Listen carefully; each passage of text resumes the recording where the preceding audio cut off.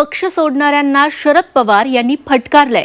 अनेकांना पक्षात मोठी जबाबदारी दिली, मंत्री केलं, पद दिली, मोठं केलं, मात्र माझ्या मुलीकडे कर्तृत्व आणि नेतृत्व असूनही तिला बाजूला ठेवलं।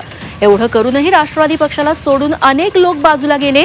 महाराष्ट्रातील जनता अशा लोकांना मतपेटीतूनच बाजूला केल्याशिवाय स्वस्थ बसणार नाही, अशा परखड शब्दात शरद पवारांनी अजित पवारांचं नाव न घेता पक्ष सोडणाऱ्यांना फटकारलंय। महिला घ्यायची मंत्रिमंडळात ही संधी आली दोनदा। त्यावेळेला हिंगोलीचे सूर्यकांत पाटील यांचं नाव मी घेतलं, त्यांना मंत्री केलं कदाचित तुम्हाला माहीत असेल।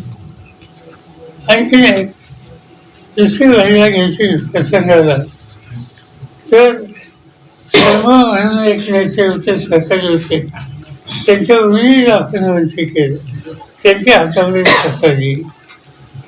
पण वेळ प्रसंगी कर्तृत्व असताना सुद्धा स्वतःच्या मुलीला बाजून ठेवलं, पण कार्यकर्त्यांना संधी दिली,